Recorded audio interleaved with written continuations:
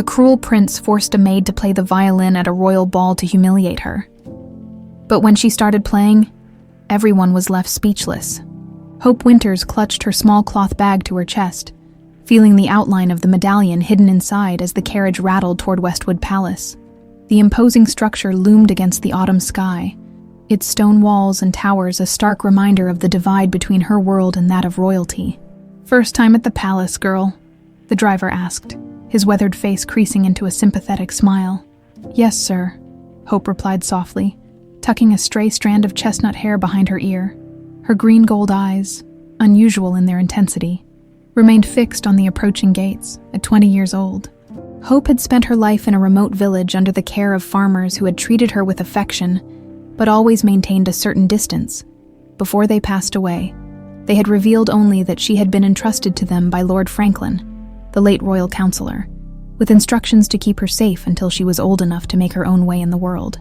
"Your mother was a beautiful violinist who performed at court for 1 season," they had told her. "That's all we know." The carriage passed through the iron gates, and Hope felt a strange sensation, as if something inside the palace walls recognized her presence. She dismissed the thought as nerves and climbed down from the carriage, thanking the driver before being ushered toward the servants' entrance by a stern-faced woman in a dark dress. "I'm Mrs. Porter, the head housekeeper," the woman announced. "You'll be assigned to kitchen duties and chamber cleaning. Follow me." The palace interior was a maze of corridors and staircases. As they passed by a room with its door slightly ajar, Hope caught sight of a violin resting on a velvet cushion. She paused involuntarily, drawn to the instrument. "Keep up, girl," Mrs. Porter snapped. "The royal instruments are not for the likes of you to gawk at." Hope nodded and hurried after her. But the image of the violin stayed with her, triggering a memory of fingers guiding hers over strings. Though she couldn't recall ever having formal lessons, life in the palace quickly fell into a routine of hard work and careful obedience. Hope rose before dawn, worked until late evening, and collapsed onto her small bed in the servants' quarters. Too exhausted to think about the mysteries of her past, but at night, melodies would drift through her dreams, haunting tunes she couldn't place, but somehow knew by heart. 3 weeks after her arrival, while scrubbing pots in the kitchen during a rare quiet moment, Hope heard the faint sound of strings being tuned in a nearby music room. The kitchen staff had left for a brief break, and the pull of the music was irresistible. She slipped through the service door and followed the sound to a small chamber where several instruments were stored for the court musicians. In the corner sat a violin, not as grand as others she had glimpsed, but beautiful nonetheless. Her hands, though rough from work, reached for it with a certainty that surprised her. The first notes were hesitant, her fingers finding their positions through pure instinct rather than training. But soon, a melody began to take shape, something wild yet structured, with hints of gypsy rhythms interwoven with classical elements. Hope closed her eyes, lost in the music flowing from her fingertips, as if she'd been playing all her life. She didn't notice the royal guard who had stopped in the doorway, transfixed by the unexpected performance. "Who taught you to play like that?" he asked when she finally lowered the bow. Hope nearly dropped the violin in shock. "No one, sir, I'm sorry. I shouldn't have touched it. Please don't report me." The guard studied her with curiosity rather than anger. "What's your name?" "Hope Winters, sir. I'm new in the kitchens." After a moment's consideration, the guard nodded. "Return to your duties, but know that I've never heard anything quite like that before." Hope hurried back to the kitchen, heart-pounding, relieved to have escaped punishment. What she couldn't know was that the guard, Captain James Miller, would mention the incident to Prince Alexander during his security briefing that evening.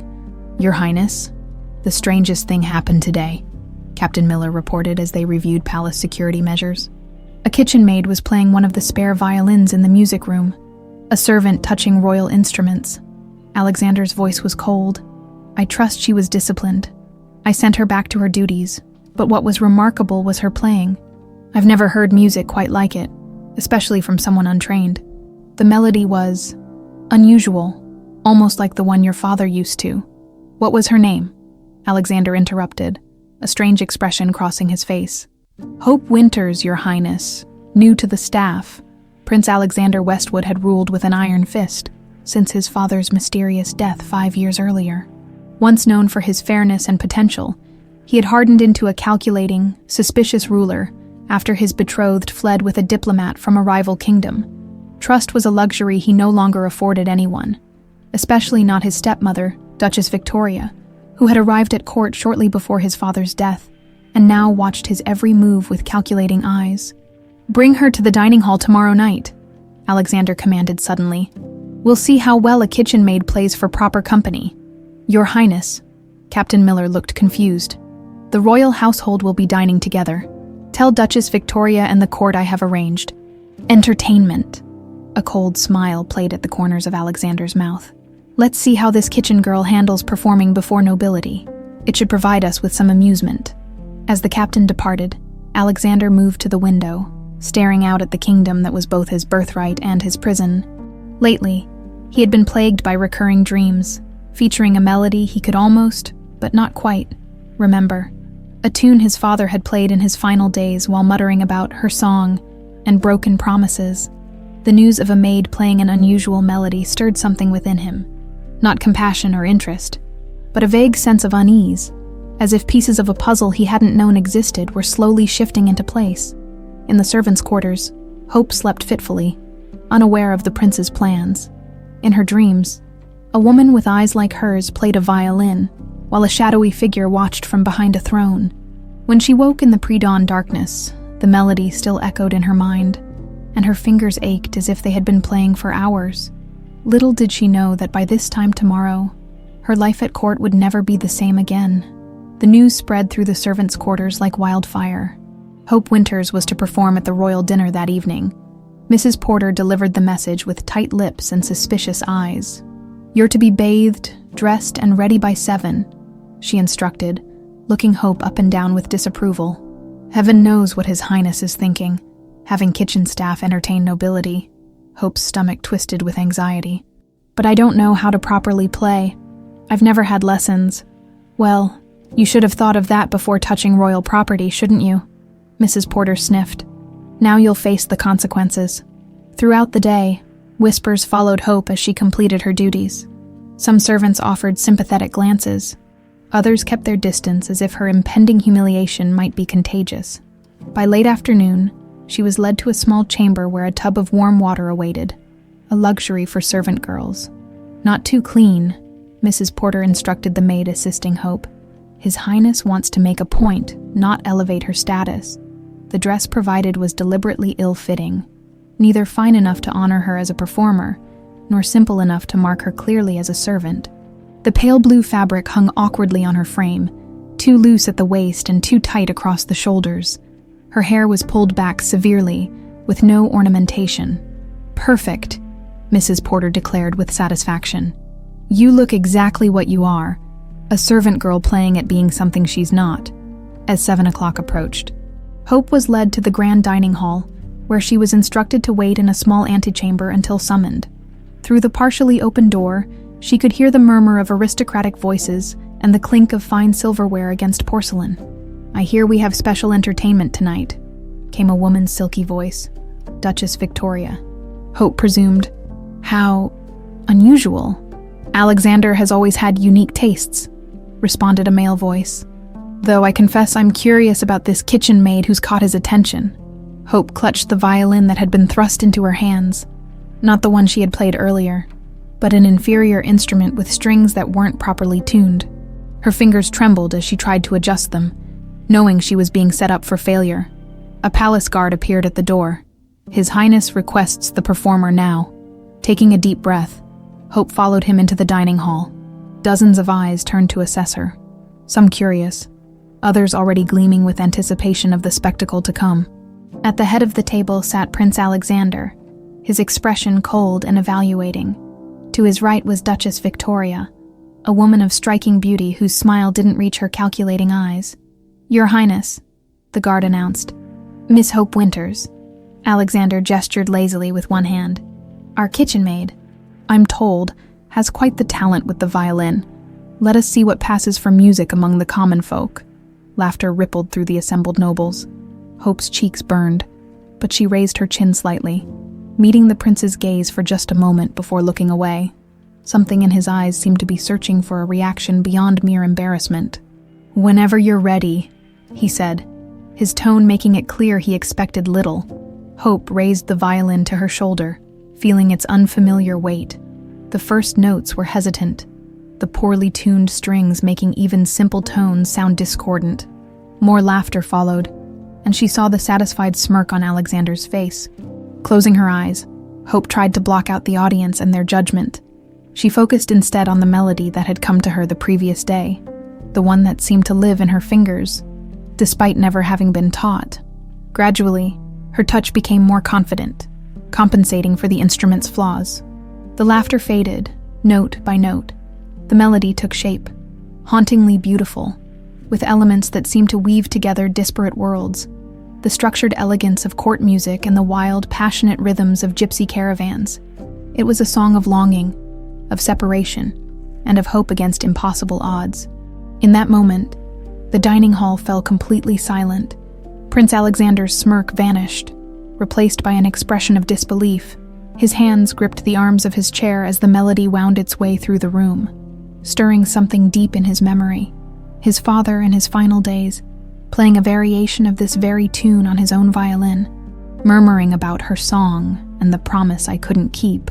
Dr. Matthews, the elderly royal physician who had served the king before Alexander, lowered his wineglass slowly, his eyes never leaving Hope's face. There was recognition there, and alarm. Most telling was the reaction of Duchess Victoria. Her face, usually a careful mask of pleasant superiority, had drained of color. Her eyes narrowed as she studied Hope's features under the chandelier's light. The particular shade of her eyes, the curve of her jaw, the way her fingers moved across the strings with natural grace. These were not the attributes of a random kitchen maid. As the final notes hung in the air, Hope opened her eyes to find the room transformed. Where there had been mocking faces, now there was stunned silence. Prince Alexander was staring at her with an intensity that made her tremble.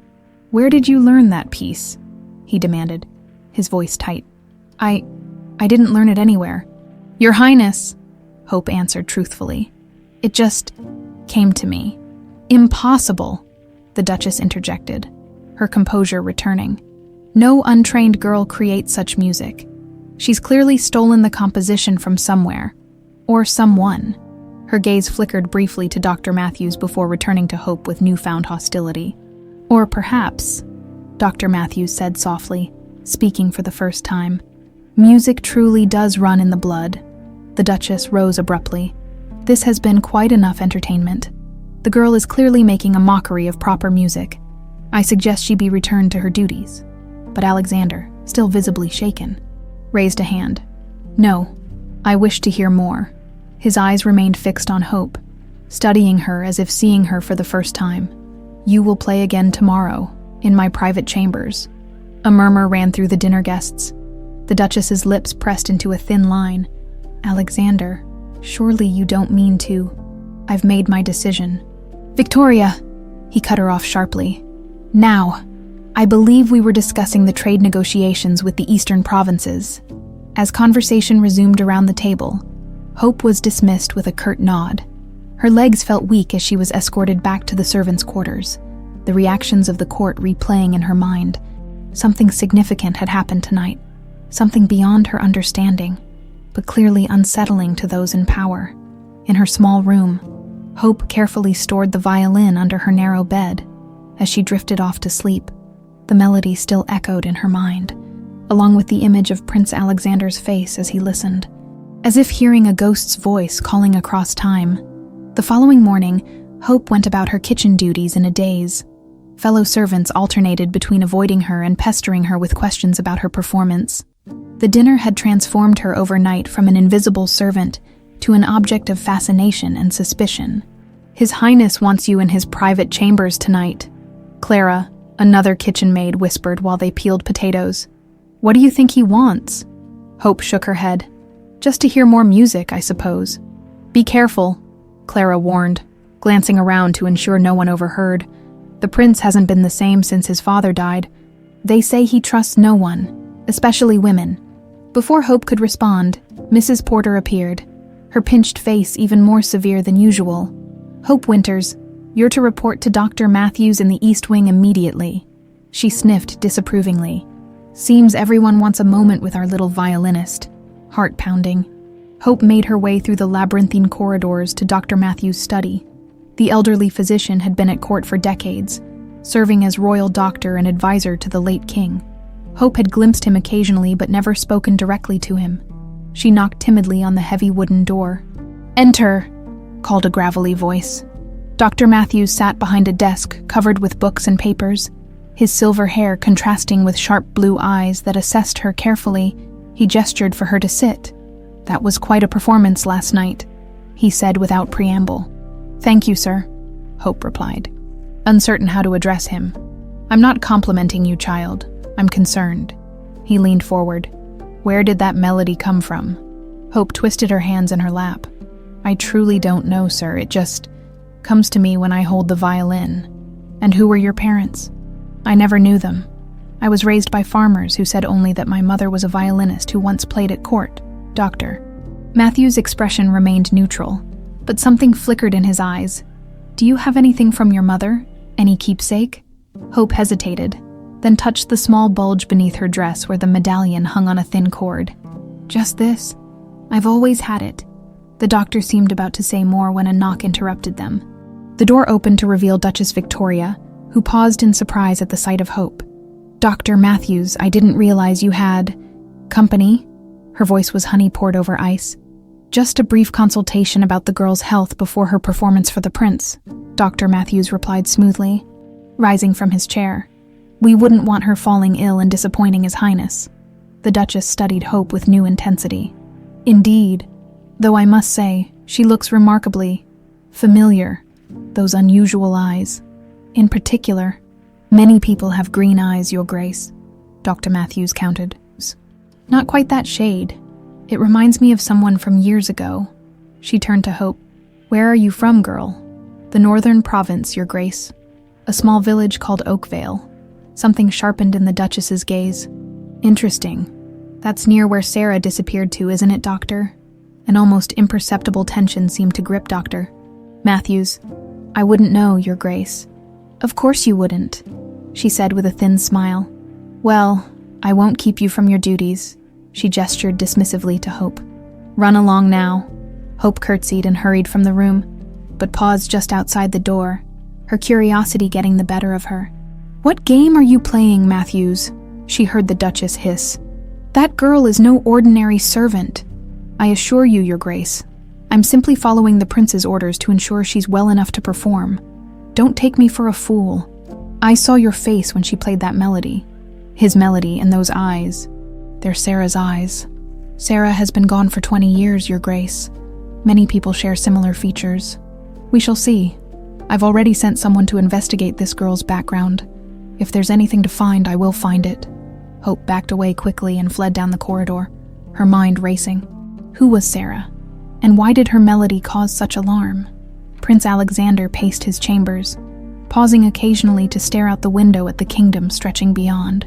Since last night's performance, the recurring dream had intensified, fragments of melody interwoven with his father's voice, speaking words he couldn't quite grasp. A knock at the door announced Captain Miller. "Your Highness, the kitchen maid is here as requested." Alexander nodded. "Send her in." Hope entered cautiously, carrying a violin that Alexander had sent to her rooms. A proper instrument this time, well crafted and properly tuned. "Your Highness," she curtsied, keeping her eyes lowered. "Play," he commanded without preamble. Hope raised the violin and began, the melody flowing more confidently through her fingers with this superior instrument.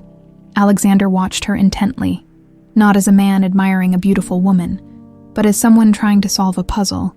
As she played, he moved to a cabinet and withdrew a small wooden box.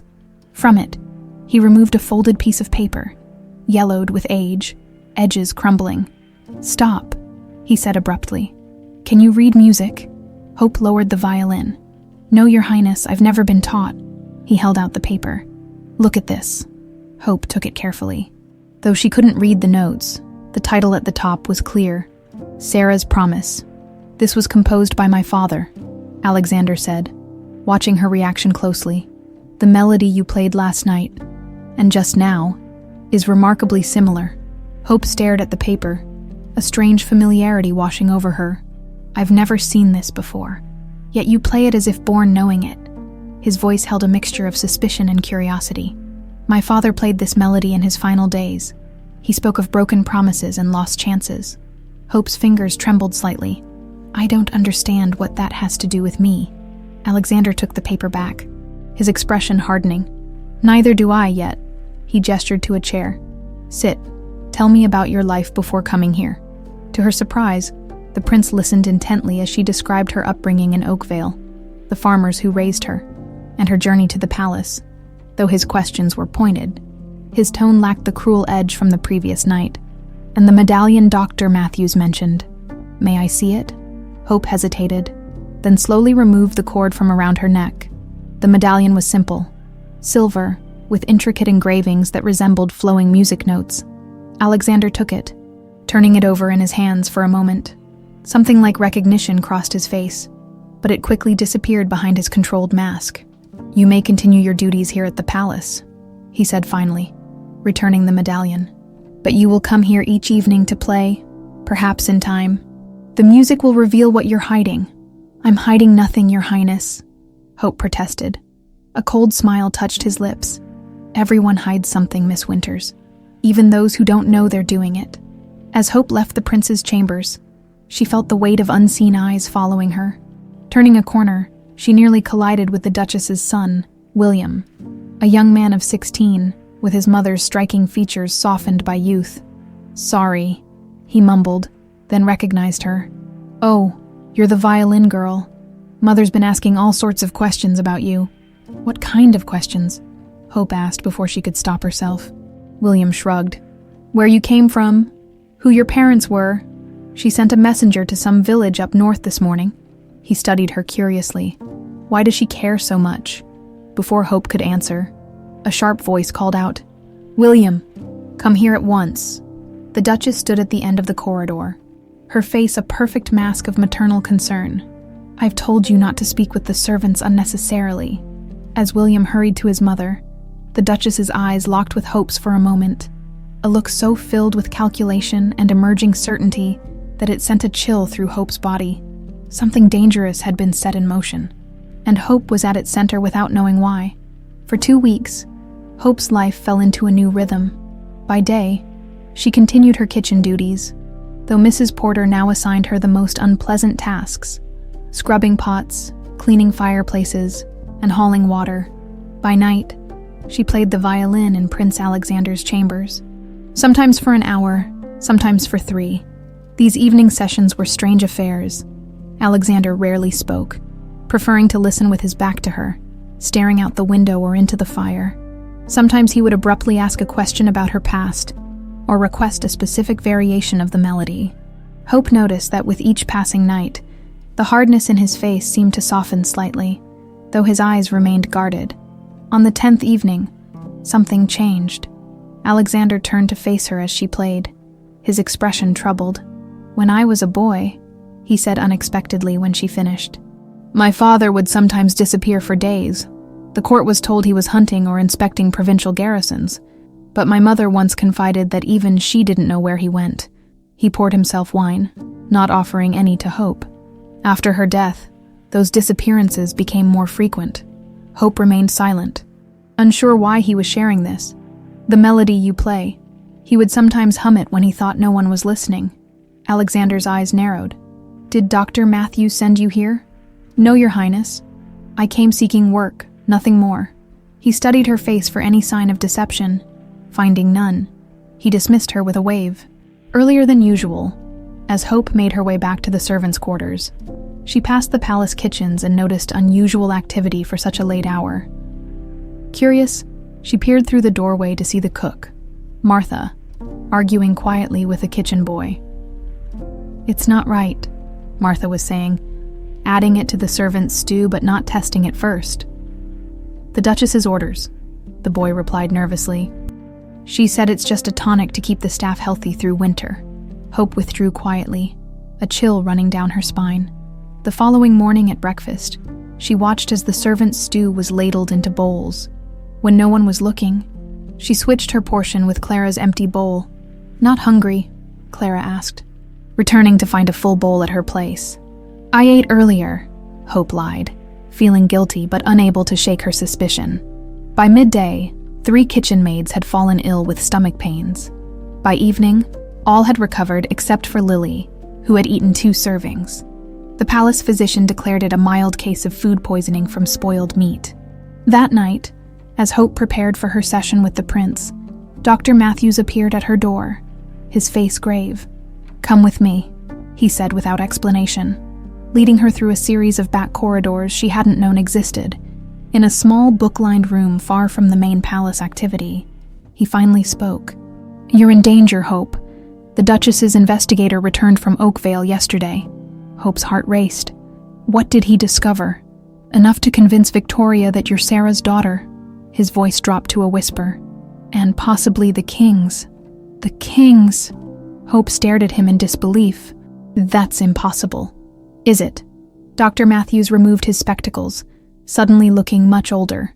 "Your mother, Sarah, was a gypsy violinist who captivated the court 20 years ago, she and the king." He paused, choosing his words carefully. "They shared a connection that went beyond performer and patron." Hope sank into a chair, her mind reeling. "Are you saying the king was my father?" "I'm saying the Duchess believes it possible enough to want you eliminated. The food poisoning today was meant for you." "But why would she?" "Because if you are the king's legitimate daughter from a secret first marriage, as she suspects, you have a claim to the throne that would supersede even Alexander's." He gripped her shoulders. "Your medallion. Have you ever opened it?"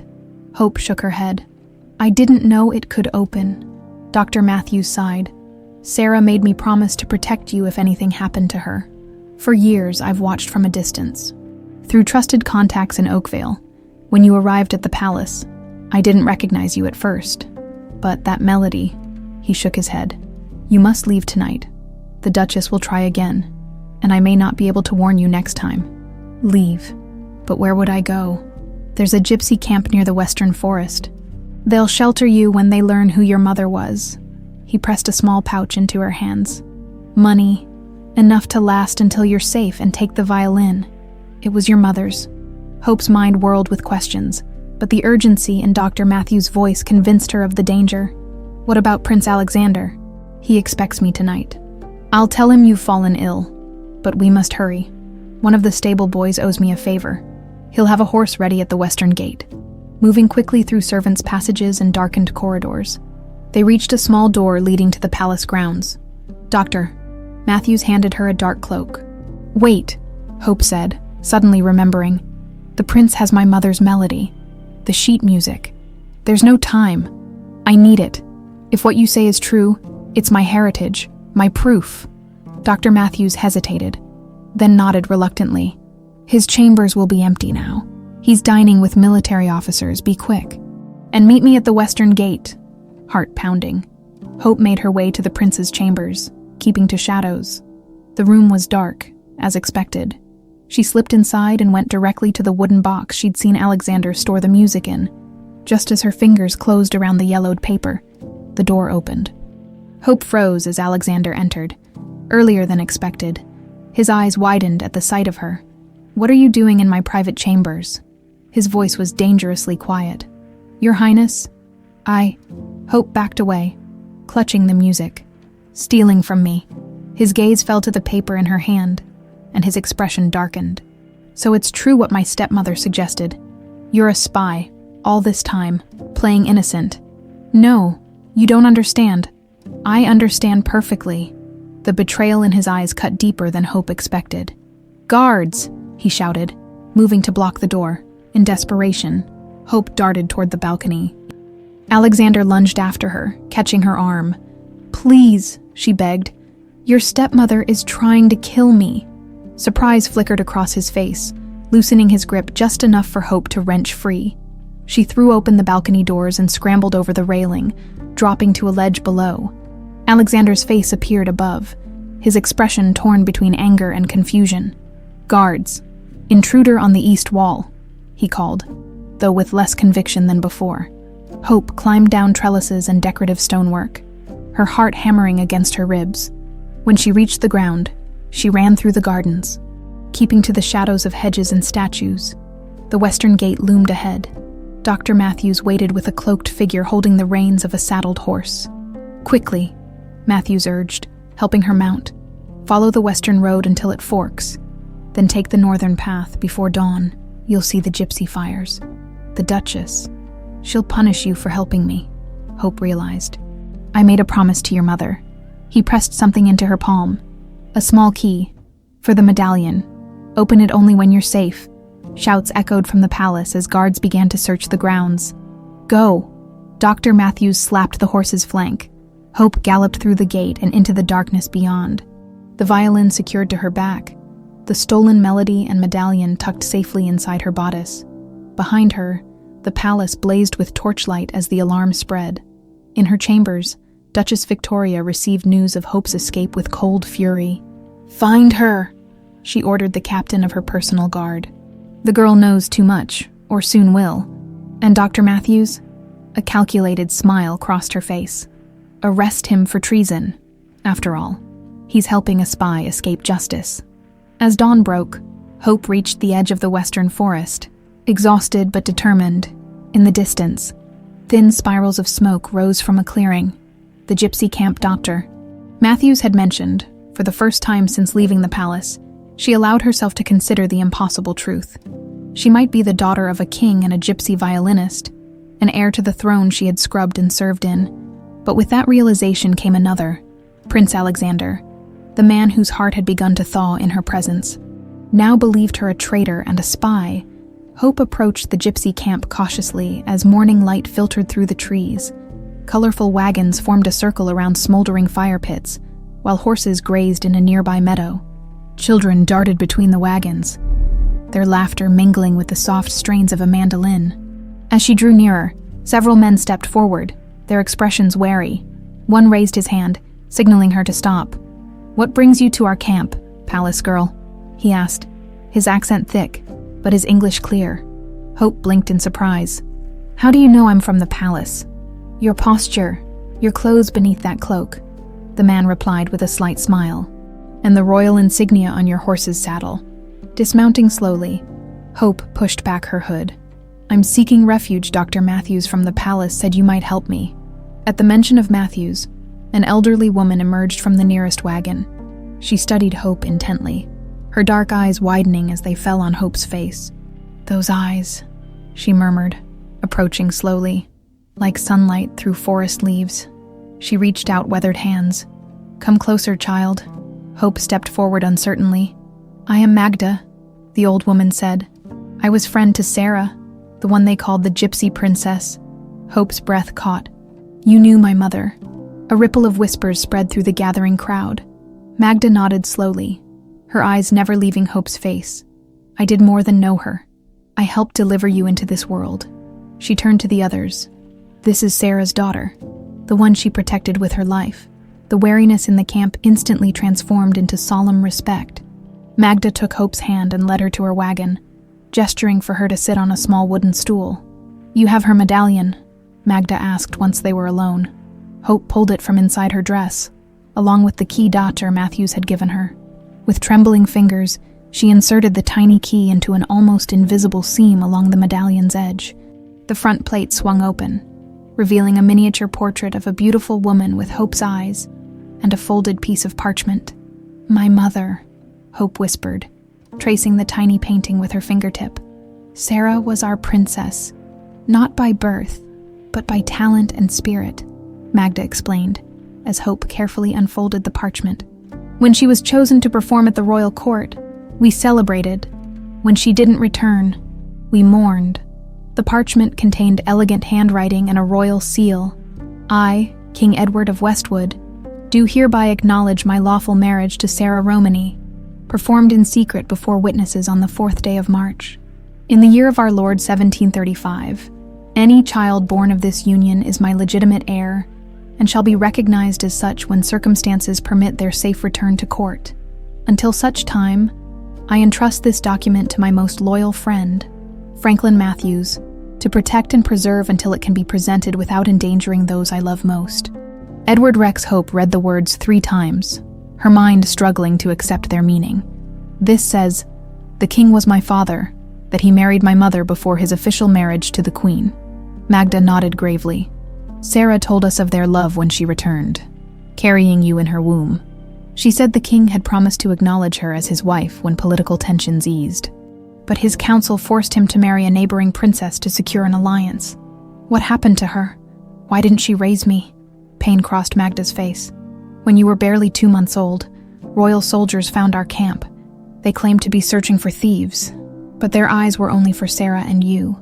She knew then that someone at court had discovered the truth and wanted both of you silenced. Magda sighed heavily.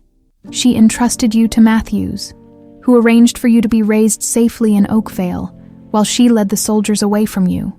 And then, hope pressed, though she feared the answer. She disappeared. Some say she was captured and killed. Others believe she escaped across the sea. Magda touched Hope's cheek gently. All we know for certain is that she sacrificed everything for you. Hope sat in stunned silence, the weight of her true identity settling upon her. She was not just Hope Winters. Orphaned kitchen maid, she was the firstborn child of King Edward, legitimate heir to the throne of Westwood.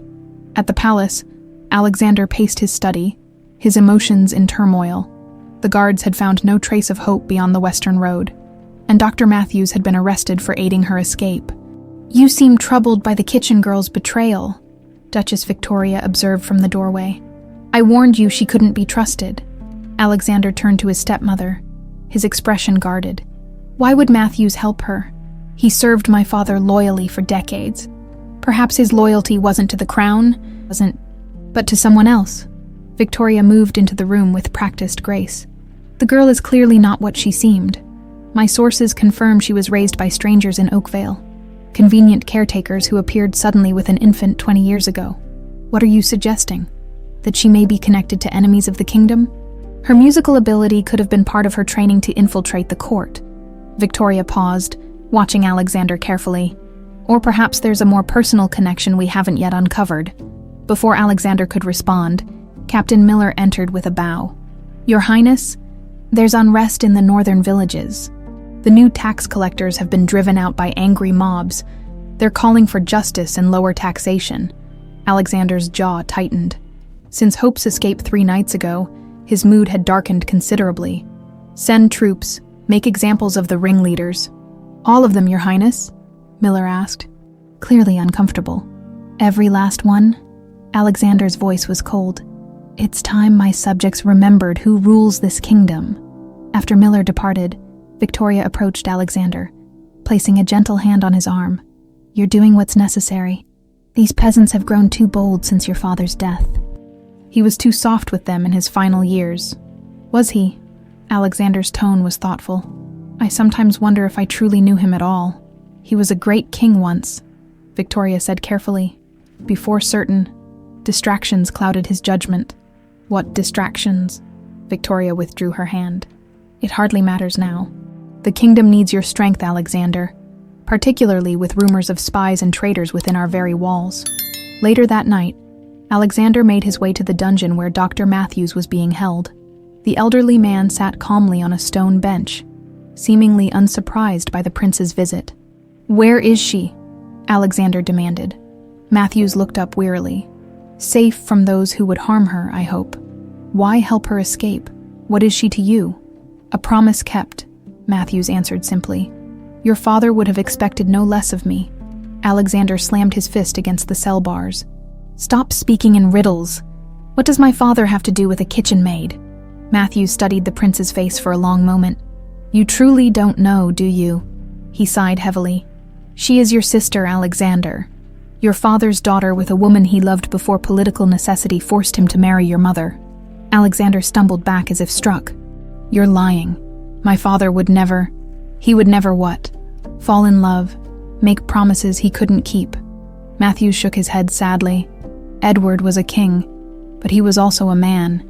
He married Sarah in secret, then was forced by his council to set her aside for a political marriage, but he never stopped loving her, or grieving for the daughter he couldn't acknowledge. This is treason, Alexander whispered, though his conviction wavered. Search your memories, Alexander. The melody Hope plays. Your father's private composition that he called Sarah's Promise. The times he disappeared without explanation. His final days, when he spoke of regrets and broken promises. Matthews met Alexander's gaze steadily. The truth is in her medallion, and in your heart.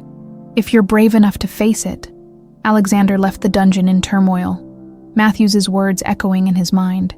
If Hope truly was his half-sister, his father's legitimate firstborn, then everything he believed about his family, his birthright, and the woman he'd begun to care for despite himself, was thrown into question. The following morning, he made his decision. Summoning Captain Miller, he issued new orders. Find the girl, bring her back to the palace, alive and unharmed. But his stepmother had already dispatched her own men with very different instructions. For 2 weeks, Hope remained with the gypsy camp, learning their ways and stories of her mother. Each evening, she played the violin while the others danced around the fire, her music becoming richer as she incorporated their traditional melodies into her own. During the day, Magda taught her gypsy history and the herbs her mother had once used for healing. Your hands remember, Magda observed as Hope effortlessly mixed a poultice for a child's scraped knee. Sarah was our best healer before she was our best musician. News from the kingdom reached them through travelers. Taxes had increased again, with brutal enforcement in villages that couldn't pay. Those who protested faced public flogging or imprisonment. Prince Alexander himself had begun leading raids against seditious elements, his tactics growing increasingly harsh. He wasn't always like this, Hope told Magda one evening. When we played music together, I saw something different in him. Pain, yes, but also longing, as if part of him remembers a time before bitterness. Men who feel betrayed often become their worst selves, Magda replied wisely. Perhaps he needs to remember who he truly is. The camp's scouts reported royal patrols combing the countryside, some asking specifically about a young woman with a violin. When they moved closer to the northern villages, Hope went with them, disguised in traditional gypsy clothing with her hair darkened using herbs. In a farming village called Riverdale, they encountered the aftermath of Alexander's new policies. Fields lay untended as farmers struggled to pay impossible taxes, and the local magistrate displayed the royal seal with unprecedented authority. The prince sent his personal troops through last week, a tavern keeper whispered to the gypsies as they traded goods. Took half our grain reserves for royal supplies. People are scared. Winter's coming, and there won't be enough food. That night, Hope couldn't sleep. The medallion felt heavy around her neck, her father's written acknowledgement of her birthright now a burden rather than a comfort. If she truly had a claim to the throne, didn't she also have a responsibility to the people suffering under Alexander's rule? Dawn broke with commotion at the village center. Hope joined the gathering crowd to find royal soldiers posted around the square. A proclamation was being read. By order of His Royal Highness, Prince Alexander of Westwood, all citizens must surrender 20% of their remaining livestock and grain stores as emergency tribute. Those unable to meet this requirement will forfeit their land rights. Murmurs of despair spread through the villagers. An elderly farmer stepped forward, his cap clutched in weathered hands. Sir, we've already given half our stores. If we give more, children will starve come winter. The officer's face remained impassive. The needs of the kingdom take precedence over individual concerns. Collection begins at noon. As the crowd dispersed, heated whispers circulated. By midday, a different energy filled the air. The simmering tension of people pushed too far. When the soldiers began loading wagons with precious grain, the first stone was thrown. What followed was chaos.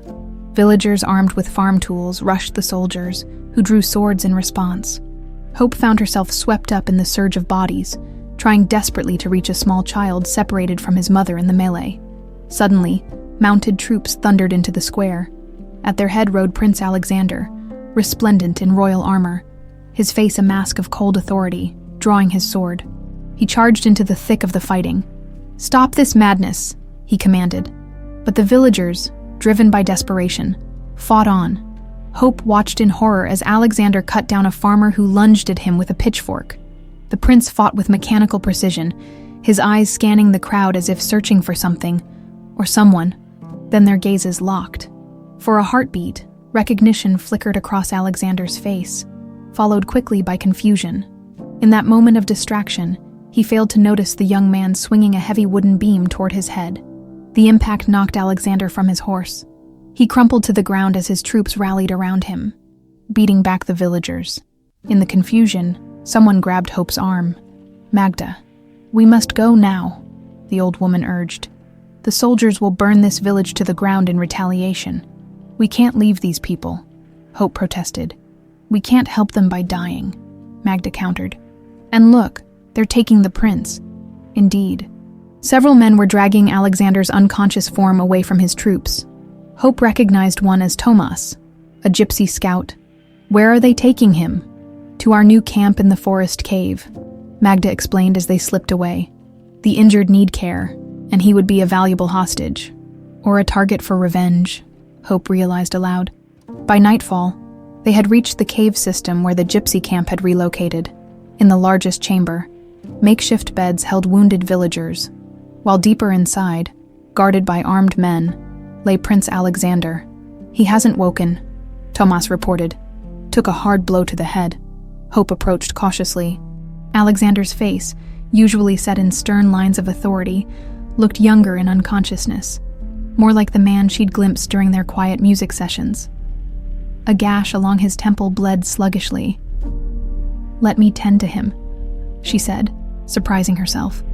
"Why help the tyrant who's starving our friends?" Thomas demanded. "Because I may be the only one who can reach the man beneath the tyrant," Hope answered. Reluctantly, they allowed her to clean and dress Alexander's wound. As she worked, she hummed her mother's melody softly, her fingers moving with the same certainty they showed on violin strings through the night. Alexander's fever rose. He thrashed in delirium, muttering about betrayal, his father and broken promises. Hope bathed his forehead with cool water, continuing to hum the melody that connected them. Near dawn, his eyes fluttered open, focusing gradually on her face. "You," he whispered. "The spy." "The thief, not a spy," Hope replied gently. "And I only took what was already mine by birthright." Alexander tried to sit up but fell back with a groan. "Where am I? What happened?" "You were injured during the riot. Some villagers brought you here for treatment." "Treatment before execution, you mean?" His voice was bitter. "How convenient for you to witness my downfall." "No one is executing anyone," Hope said firmly. "Though there are many here who've suffered under your new policies." Alexander's eyes narrowed. "Matthews told me an incredible tale before I had him arrested. He claimed you're my father's daughter, my half-sister." Hope met his gaze steadily. "It's true. Prove it." She removed the medallion and opened it, showing him the portrait and the document bearing King Edward's seal. Alexander read it in silence, his expression unreadable. "Even if this is genuine," he said finally, "it changes nothing. I am King Edward's acknowledged heir. I'm not here to challenge your right to rule," Hope replied. "I'm here because I believe you can be a better ruler than you've been these past weeks." Alexander turned away. "You know nothing about ruling. The treasury is depleted. Neighboring kingdoms threaten our borders, and the people grow restless. Strength is the only language they understand." "Is that really what you believe? Or what the Duchess has convinced you to believe?" Something flickered in his eyes. Doubt, perhaps. But before he could respond, shouts echoed from the cave entrance. Royal troops had found them, led by soldiers wearing the Duchess's personal insignia. "Find the prince and kill anyone who resists," came the command. Not a rescue mission, but something else entirely, Hope realized with sudden clarity. Victoria didn't want Alexander rescued. She wanted him silenced, along with anyone who knew about Hope's existence. As fighting erupted at the cave mouth, Hope made a split-second decision. "Can you stand?" Alexander nodded weakly. Supporting his weight, she guided him toward a narrow passage Magda had shown her, a back exit from the caves. "Why are you helping me?" Alexander asked as they stumbled through the darkness. "Because you're my brother," Hope answered simply. "And because the kingdom needs the ruler you could be, not the tyrant you've become." Behind them, the sounds of battle echoed ominously through the stone corridors. Hope and Alexander emerged from the cave into a dense forest, the sounds of battle fading behind them. Alexander leaned heavily against her, his breathing labored. "We need to find shelter," Hope said, scanning their surroundings. "You're in no condition to travel far," "My men will be searching," Alexander began, then winced as pain lanced through his head. "Those weren't your men," Hope replied grimly. "They wore the Duchess's colors, not the royal guards, and they weren't shouting orders to rescue you." Alexander fell silent, processing this information as they stumbled through the underbrush. After nearly an hour, they came upon an abandoned woodcutter's cabin, half hidden by overgrown vines. Inside, Hope helped Alexander onto a crude wooden platform that served as a bed. She gathered moldering blankets, shook them out, and covered him. "Rest," she instructed. "I'll see if I can find something to eat." When she returned with wild berries and a rabbit she'd managed to snare, using skills learned from the gypsies, Alexander was sitting up, examining the medallion she had left beside him. "This was your mother's?"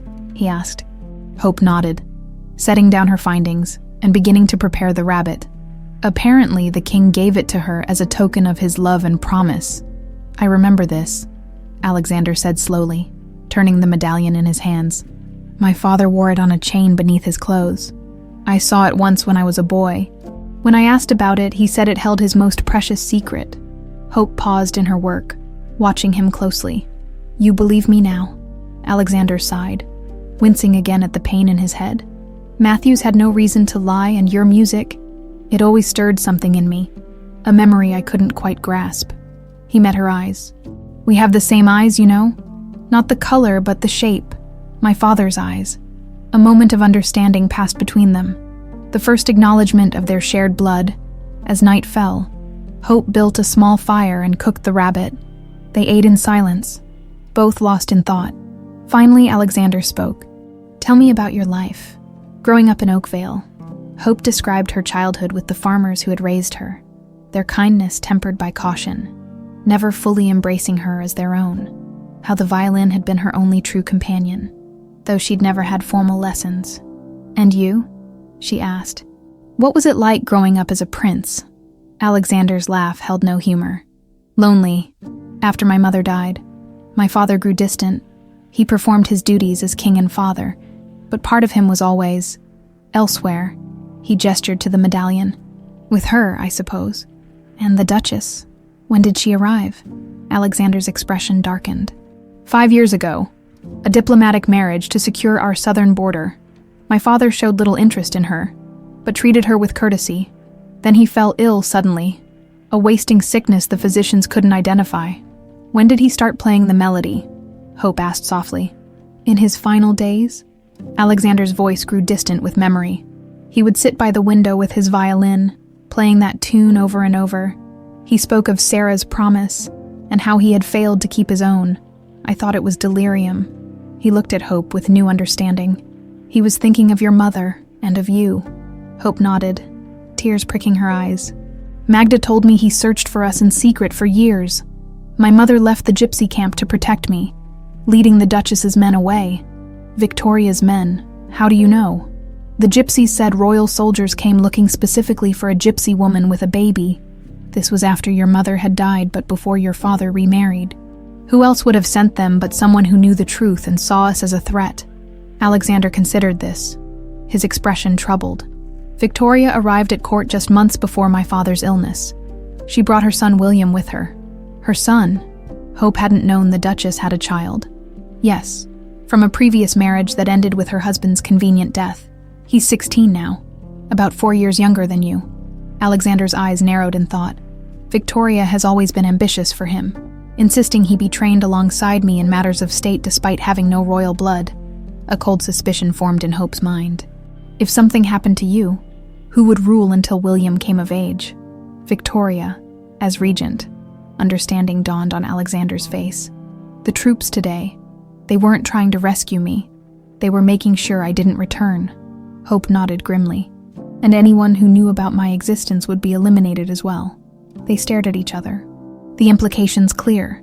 The Duchess had orchestrated not just Hope's attempted murder, but possibly their father's death as well, all to clear a path to the throne for her son. "We need proof," Alexander said, his voice hardening with resolve. "Accusations against the Duchess without evidence would be dismissed as the ravings of peasants." Hope fingered the medallion thoughtfully. "Dr. Matthews said to open this only when I was safe. Maybe there's more inside than just the portrait and document. She examined the silver disc carefully, noting how the backplate seemed thicker than necessary.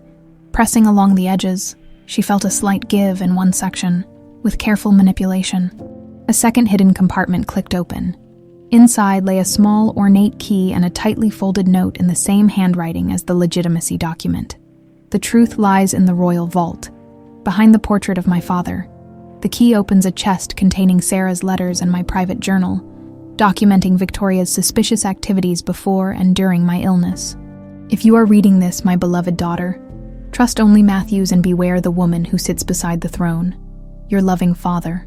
Edward Alexander read the note over Hope's shoulder, his face paling. He knew, he whispered. He suspected Victoria was poisoning him and prepared evidence. But why not expose her immediately, without proof? Accusing a duchess of regicide would have caused political chaos. Alexander's voice was bitter, and I was too blind, too consumed by my own pain after Eliza's betrayal, to see what was happening right in front of me. Hope placed her hand over his. We can still make this right. Alexander met her gaze, something resolute and clear replacing the fever in his eyes. The royal vault is deep beneath the palace. Getting there means getting past Victoria's guards and my own soldiers, who now believe you're a spy and I'm possibly dead. The gypsies will help us, Hope said. And there must be servants loyal to you. Not Victoria. Captain Miller, Alexander said after a moment's thought. He's served our family since before I was born. If we could get a message to him. Hope touched the violin resting against the wall. I may have a way. Through the night. They planned. By dawn, Alexander's fever had broken. And though weak, he insisted on preparing to travel. Victoria will expect us to flee the kingdom, he said, strapping on the woodcutter's worn leather belt Hope had found. She won't anticipate us returning directly to the palace. First, we need to find Magda and the others, Hope said, if they survive the attack, as they stepped outside. The unmistakable notes of a gypsy violin drifted through the trees, a signal Hope had learned during her brief time with the camp. They found us, she breathed, relief flooding her voice. Answering with her own melody, she watched as figures emerged from the forest, Magda, Thomas, and several others, battered but alive. We thought you both lost, Magda said, embracing Hope. Tomas regarded Alexander warily. Why help him escape? He's ordered our persecution for years. Because we share blood, Hope replied, and because the true enemy sits on his council, poisoning his reign as she poisoned our father. She showed them the medallion's hidden message. Magda's eyes widened as she read it. King Edward suspected the Duchess, she whispered, just as Sarah always feared. Alexander stepped forward, still unsteady but standing proud. I've been blind and cruel, he admitted, meeting Thomas's gaze directly. I allowed grief and bitterness to make me the ruler my father never was. Harsh, suspicious, unforgiving, but I see clearly now. He turned to include all the gypsies in his address. Help us reach the palace and expose Victoria's treachery. And I swear on my father's memory that your people will have justice and protection under my rule. Thomas and the others exchanged skeptical glances. Finally, Magda spoke. We will help. Not for your promise, Prince, but for Sarah's daughter and Edward's memory. She fixed Alexander with a stern gaze. Prove yourself worthy of both their faith, and perhaps you'll earn ours as well. Alexander nodded solemnly, accepting the challenge in her words. As they prepared to journey toward the palace, Hope felt the weight of her father's medallion against her heart. In its secret chambers lay not just proof of her birthright, but evidence that might save the kingdom from the woman who had murdered their father and now threatened everything he had loved. News spread rapidly throughout Westwood.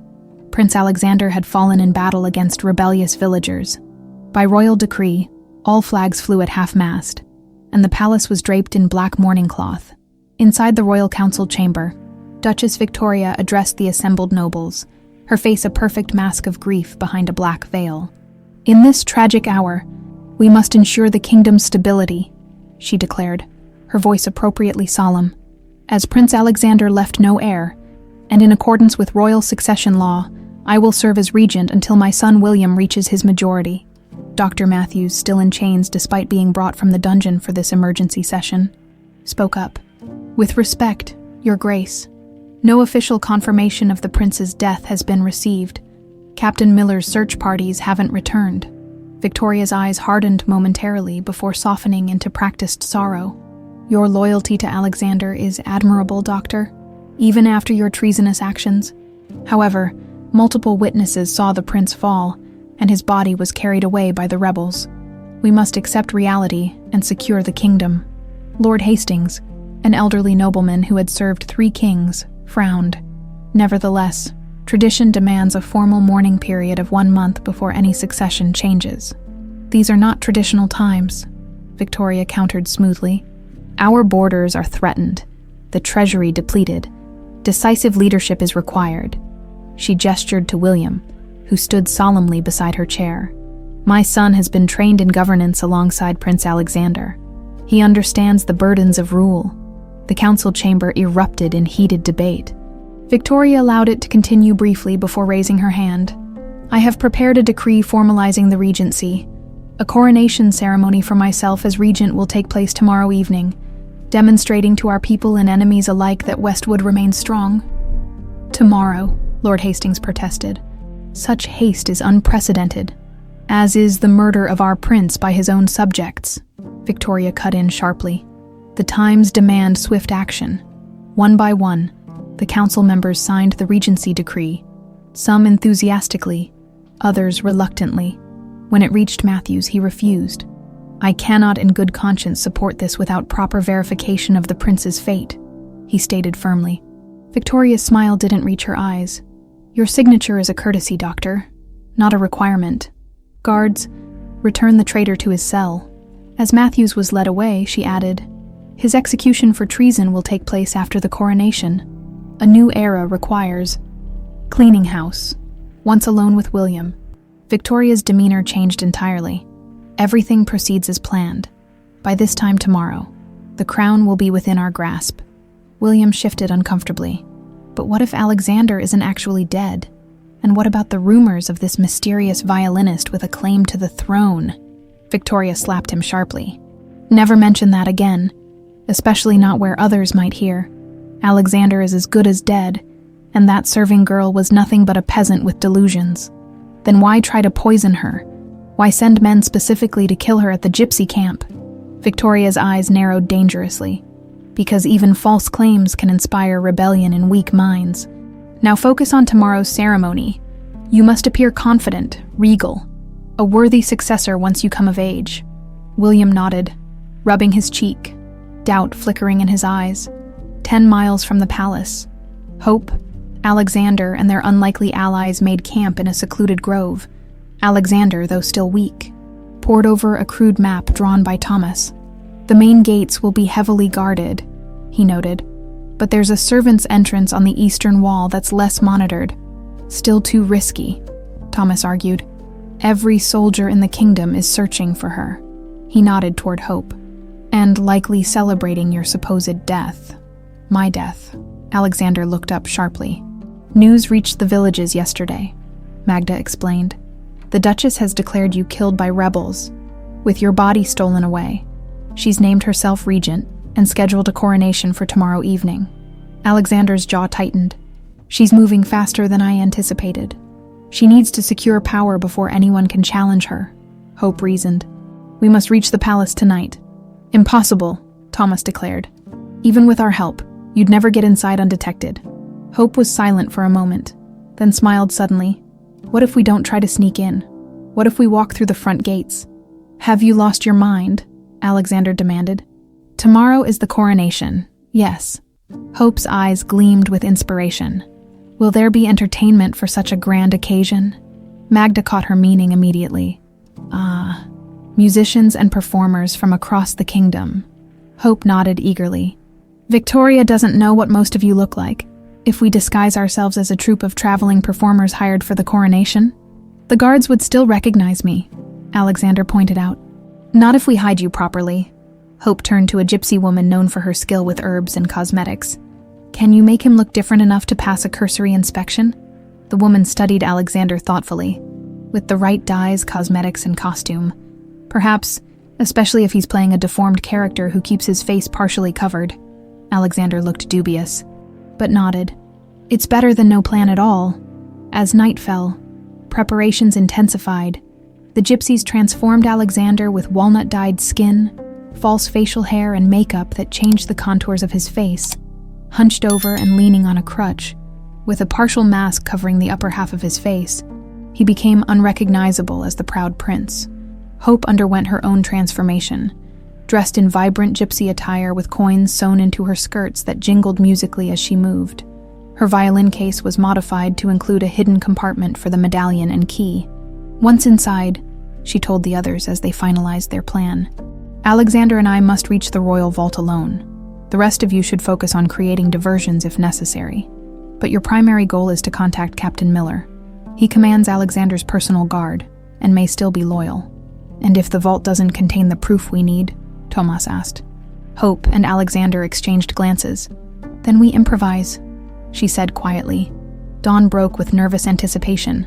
The group set out for the capital, traveling openly on the main road as befitted entertainers heading to a royal event. As they approached the city gates, they joined other performers already gathering.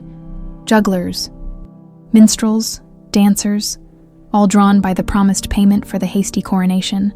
The guards at the gate inspected them cursorily, more concerned with potential rebels than entertainers.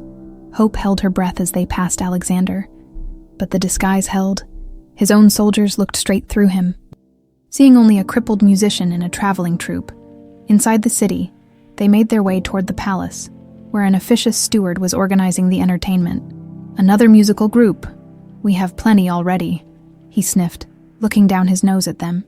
"But none with authentic gypsy violin," Hope replied. Drawing her bow across the strings in a flourish that made heads turn, the complex, passionate melody silenced all objections. The steward reconsidered. "Very well. You'll perform during the banquet following the ceremony. Report to the servants' entrance at 4 o'clock. As they were led to a holding area for performers, Hope caught sight of Captain Miller supervising palace security. He looked troubled, issuing orders with none of his usual confidence. "He doesn't believe Alexander is dead," she whispered to Magda. "Look how he keeps scanning the crowd, as if expecting to see him." "A loyal man," Magda agreed. "But how do we approach him without raising suspicion?" The answer came unexpectedly. As they arranged their instruments, William wandered into the performers' area, apparently seeking escape from his mother's preparations. His eyes widened at the sight of Hope. "You're the violinist," he said, keeping his voice low. "The one my mother's been trying to kill?" Hope tensed, ready to signal the others. But William raised his hands in a placating gesture. "I'm not going to expose you. I want to help." His young face was earnest, conflicted. "I've heard things about my mother and the king's death, about you possibly being his daughter. Why would you help us?" Alexander asked gruffly. Maintaining his disguise, William hesitated. "Because I never wanted a throne gained through murder and lies." He looked directly at Hope. "Is it true? Are you truly the king's daughter?" Hope nodded slowly. "I am, and I can prove it, if we can reach the royal vault." "The vault?" William frowned. "It's heavily guarded, especially today. We need to speak with Captain Miller," Alexander interjected. "Can you arrange that without arousing suspicion?" William studied the disguised man curiously. "Perhaps he's been—" He stopped suddenly, his eyes widening as something in Alexander's posture or voice triggered recognition. "Keep your voice down," Alexander warned. "Yes, it's me. But you're supposed to be dead," William exclaimed in a whisper. "A fact your mother seems quite pleased about," Alexander replied dryly. William's face flushed with shame. "I knew nothing about any assassination attempts. I swear it. When I questioned her about the men sent to kill you and Hope, He touched his cheek unconsciously. Hope felt a surge of pity for the boy, clearly a pawn in his mother's deadly game. "Will you help us reach Captain Miller and create a distraction during the coronation if needed?" William straightened, determination replacing uncertainty. "I'll do more than that. I'll help you reach the vault." As they formulated their new plan, Hope felt the weight of the medallion against her skin. By nightfall, the kingdom's fate would be decided, and with it, her own. The palace hummed with frantic activity as servants prepared for the evening's events. Duchess Victoria had decreed a masquerade ball would follow the coronation ceremony, a strategic decision ensuring guests' faces would be partially concealed, making it easier to spot anyone who didn't belong. William led Hope and Alexander to a secluded alcove in the performers' waiting area. Captain Miller arrived moments later, his face carefully neutral, until the young lord closed the door behind them. "My Lord William, you said this was urgent." Miller's voice died, as Alexander straightened to his full height and removed his partial mask. "Your Highness." The captain dropped to one knee, his face a mixture of shock and relief. "We were told you had fallen in battle. A convenient story for those who wish to seize my throne," Alexander replied grimly. Miller's eyes darted to Hope, recognition dawning. "The kitchen maid, the violinist, my half-sister," Alexander said, the words still strange on his tongue. "Legitimate daughter of my father and his first wife." Miller absorbed this information with remarkable composure. "I suspected something was amiss when the Duchess ordered your personal guard disbanded and replaced with her own men, Your Highness. And when she insisted we abandon the search for your body so quickly, we need your help." "Captain," Hope interjected, "we must reach the royal vault before the coronation." Miller frowned. "The vault is guarded by the Duchess's most trusted men now, even with my authority. Approaching it would raise immediate alarm." "What about during the ceremony itself?" William suggested. "The guards will be at minimum staffing, with most required for the coronation. A diversion would still be necessary," Miller mused. "Something to draw attention away from the vault's entrance." Hope touched her violin case. "I believe I can provide that." As they finalized their plan, a palace attendant announced that performers should prepare for the evening's festivities. Hope rejoined the gypsy troupe while Alexander and Miller slipped away through servants' passages to secure disguises for the ceremony. "Remember," Hope whispered to Magda, "when I begin playing my mother's melody, create as much spectacle as possible." The elderly woman nodded, her eyes twinkling with mischief. "Gypsies know a thing or two about distractions, child." As dusk fell, nobility from across the kingdom filled the grand hall. Ornate masks concealed identities, though the Duchess was easily recognizable in her elaborate crimson gown and crown of black pearls. William stood dutifully beside her, his mask a simple silver design that highlighted rather than hid his youth. Hope and the gypsies took their positions on a small platform near the musicians' gallery. From this vantage point, she could see the entire hall, including the discreet side door that led toward the palace's lower levels. The coronation ceremony began with practiced solemnity. Lord Hastings, as senior nobleman, presented the royal scepter to Victoria, his disapproval evident despite his mask. "By the authority vested in the Royal Council, I confer upon you the regency of Westwood to rule until Lord William reaches his majority." Victoria accepted the scepter with unconcealed triumph. "I accept this sacred duty and vow to protect the kingdom as my own child." As she turned to address the assembled guests, William caught Hope's eye and gave an imperceptible nod, their signal that Miller had successfully cleared the path to the vault. Hope raised her violin and began to play, not the traditional royal anthem expected for such occasions, but Sarah's melody, the haunting tune cut through the hall's formality, drawing every eye to the bold gypsy violinist. Victoria froze mid-speech, her face contorting beneath her mask as she recognized both the melody and the musician. "Guards," she hissed, "seize that woman," before they could react. The gypsy troupe erupted into action. Magda threw handfuls of colored powder into the air, creating billowing clouds that obscured visibility. Thomas and the others began a wild acrobatic dance that sent nobles scattering in confusion. In the chaos, Hope slipped from the platform and hurried toward the side door, where Alexander waited, now dressed as a royal guard. Together, they descended the narrow staircase leading to the palace's lower levels.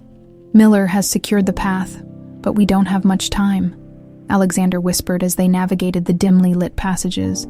The royal vault lay behind an imposing iron door at the end of a long corridor. The two guards Miller had stationed there nodded respectfully as Alexander approached. "The captain sends his regards, Your Highness," one murmured, unlocking the heavy door. Inside, the vault contained generations of royal treasures, jewels, documents, weapons of historical significance. Alexander moved purposefully toward the far wall, where a portrait of his grandfather hung. "My father's note said, 'Behind the portrait of my father,'" he muttered, carefully lifting the heavy frame to reveal a small alcove cut into the stone wall. Inside lay a wooden chest, ornately carved with the same musical motif as Hope's medallion. Her hands trembled slightly as she inserted the key from the medallion's secret compartment. The lock turned with a satisfying click, and the lid creaked open to reveal stacks of letters tied with faded ribbon, a leather-bound journal, and a second, smaller lockbox. Alexander grabbed the journal, quickly scanning its pages. "This is my father's private account of his illness," he said, his voice tight. He documented symptoms that appeared only after consuming food or drink that passed through Victoria's hands. Hope untied one bundle of letters, recognizing her mother's handwriting from the portrait inscription. These prove their marriage was legal and binding, performed 3 years before he married your mother, which makes you his legitimate firstborn, Alexander confirmed, his expression complex. Hope shook her head. "That doesn't matter now. What matters is proving Victoria murdered our father and plotted against you." A sudden commotion echoed down the corridor. Shouts and the clash of steel. The diversion above had evidently run its course. "We need to hurry," Alexander urged. Gathering the most crucial documents, Hope opened the small lockbox, finding inside a ring bearing the royal seal and a vial of clear liquid labeled in their father's hand. Evidence, analyzed by Dr. Matthews. Poison from Victoria's chambers. "This is what we need," she breathed, securing it carefully in her bodice alongside the medallion. The vault door burst open, revealing armed guards led by the Duchess herself, her mask discarded and her face contorted with rage. "The traitor prince lives, it seems," she spat, "and consorting with his gypsy whore's bastard." Alexander stepped forward, positioning himself between Hope and the guards. "It's over, Victoria. We have proof of your crimes, father's journal documenting your poisoning, the poison itself, and evidence of Hope's legitimate birth. Evidence that will never leave this vault." Victoria sneered, signaling her guards forward. "Kill them both. Make it look as though they killed each other fighting over the succession." As the guards advanced, a commanding voice rang out from the corridor. "Stand down in the name of the prince." Captain Miller appeared with a contingent of royal guards. Alexander's men, still loyal to their prince. The two groups of soldiers faced each other tensely. "Those men answer to me now, Captain," Victoria said coldly. "You're outnumbered." "I wouldn't be so certain," came another voice, as William stepped forward, removing his mask. "I've seen the truth, Mother. I know what you did to King Edward, what you planned for Alexander." Victoria's face paled. "William, you don't understand. Everything I've done was for you, for your future on the throne. A throne built on murder and lies." William's young face was resolute. "I want no part of it." For a moment, the tableau held, Victoria and her guards facing Alexander, Hope, Miller, and William. Then, with a cry of rage, Victoria lunged toward Hope, a dagger appearing in her hand. "If I fall, so does your precious claim." Alexander moved with lightning speed despite his recent injuries. Deflecting Victoria's strike, the dagger clattered to the stone floor as Miller and his men subdued the Duchess and her guards. "Take her to the ceremonial hall," Alexander commanded. "The nobles of Westwood should hear her crimes and witness her judgment." As Victoria was led away, still hurling threats and accusations, Hope gathered the critical evidence. She paused, noticing Alexander's pensive expression. "What troubles you? We've won." Alexander gestured to the documents proving her legitimacy. "These give you the stronger claim to the throne. By law, you could challenge me." Hope smiled gently, taking his hand. "I never wanted a throne, brother. I only wanted the truth, and a family." She looked toward the hall where the kingdom's future waited to be decided. "Shall we face them together?" Side by side, the children of King Edward ascended from the vault, carrying proof of their shared blood and their stepmother's treachery.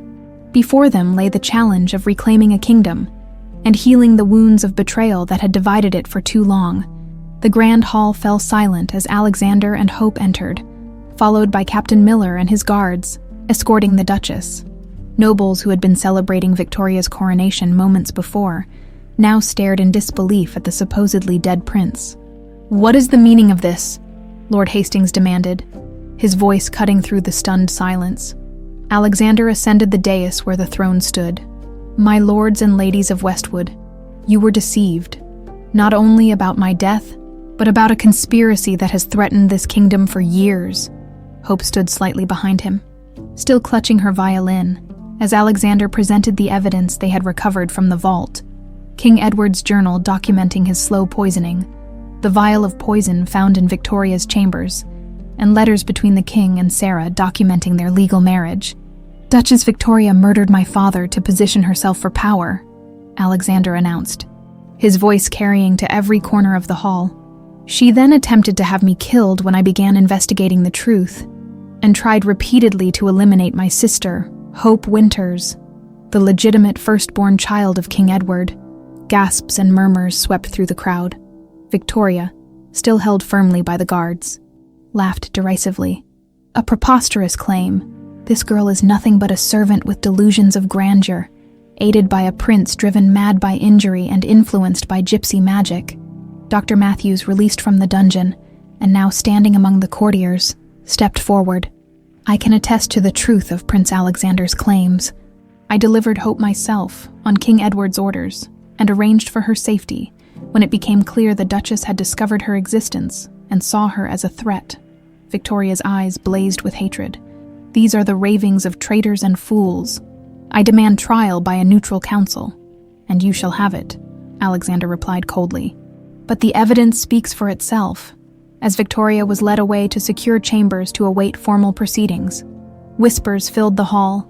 Nobles cast uncertain glances between Alexander and Hope, clearly troubled by the implications of a legitimate firstborn heir appearing from nowhere.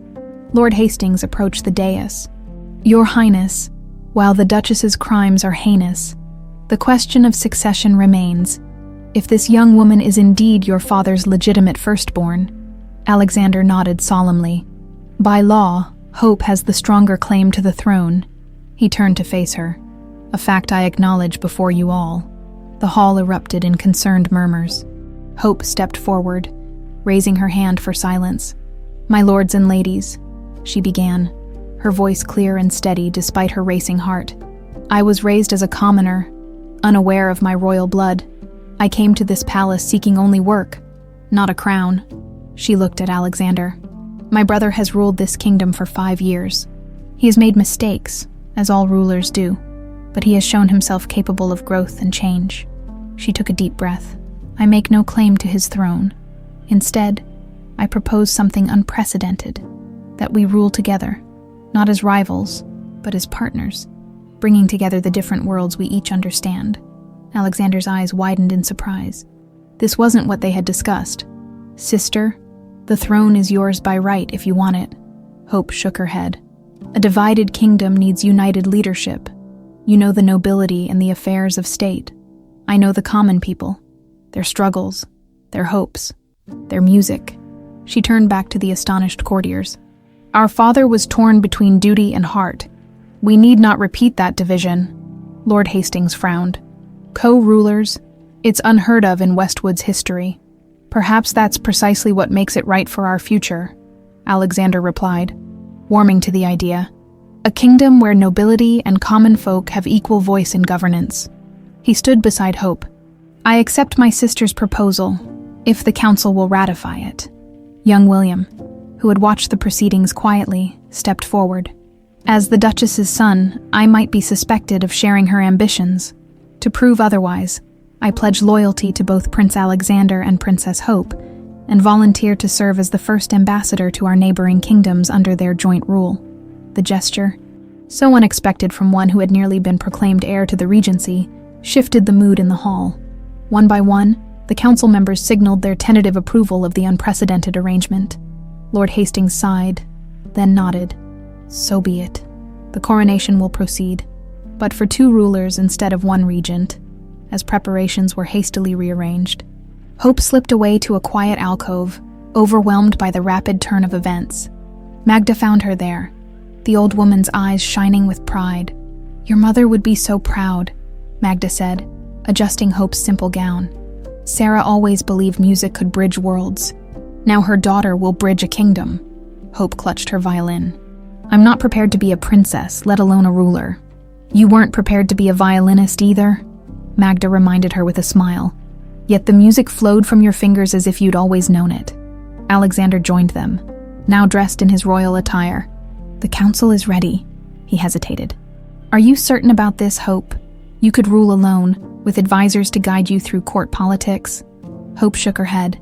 "I'm certain. Westwood doesn't need another solitary ruler carrying the burden alone. It needs balance. Between tradition and change, nobility and common folk, duty and compassion." She smiled. "Between your music and mine." The coronation that followed was unlike any in Westwood's history.